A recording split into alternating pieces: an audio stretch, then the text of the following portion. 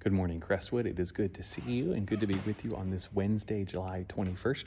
Hope you guys are having a great week, and I am honored to spend this time with you and to share this devotional with you this morning.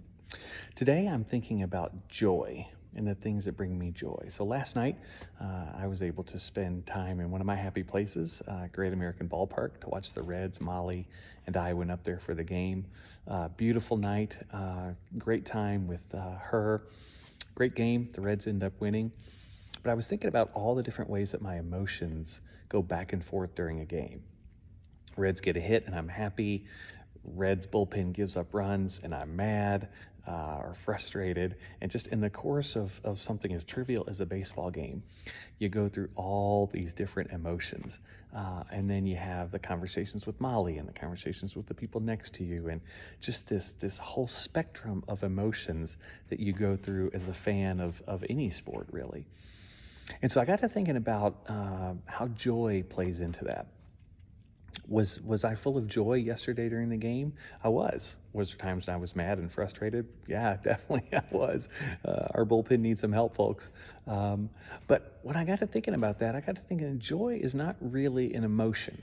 It's unfair to characterize it that way. When Scripture talks about joy, it talks about it in a deeper sense. You know, Jesus says that our joy should be complete in Him. That's just not just an emotion or a feeling. You know, joy is one of the spiritual gifts that Paul lists as well. So when we talk about having joy, we're talking about something that is rooted deeper in our hearts. So I think of emotions as being like the branches of a tree that wave back and forth depending on what's going on in our lives. But something like joy are the roots that keep us grounded in that. So even when we're having a bad day, even when things aren't going well, we can still have joy. Joy is not something that is subject to the whims of whatever is going on in our lives, be it a frustrating day at work or a blown save by the Reds bullpen, or the other things that can turn our happiness into anger or frustration or sadness. It's easy to feel the joy when things are going well, but what I want us to remember is that joy as a spiritual fruit is rooted down in our hearts, that we have that fruit of joy, that we have Jesus's joy within us.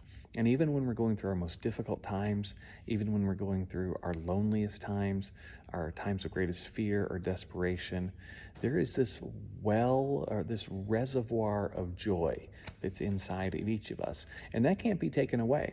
Now, we can choose not to tap into it, right? We can choose to let the negativity around us be what dominates our thinking, what dominates our attitude, or we can remember that we have the joy of Christ complete within us. And even when things aren't going well, there is still reason to have joy if we're looking for it. So what I want to encourage you to do is if you're having a great day, celebrate that. Celebrate the joy that comes from that. And if you're having a bad day, look for the places of joy in the midst of that, because there's always joy to be shared. There's always joy to be found both around us and within us. And what I find is if we can dwell on the things that bring us joy, it has this ripple effect on all the negative things around us. It sort of infuses that negativity with the joy of Christ, and that fundamentally transforms how we're feeling. So I want you to look for joy today. What's bringing you joy? If you're having a tough day, go to that place of joy, be it a physical place, be it a favorite food or drink, be it a conversation with a good friend, but infuse your life with the joy of Christ and watch how it just transforms everything around you. It's like it makes everything go from black and white to technicolor when we have God's joy that just sort of seeps out from us. So today, choose joy. Find that joy, live in that joy, and let that joy define who you are and shine out from you to others. God bless you, Crestwood.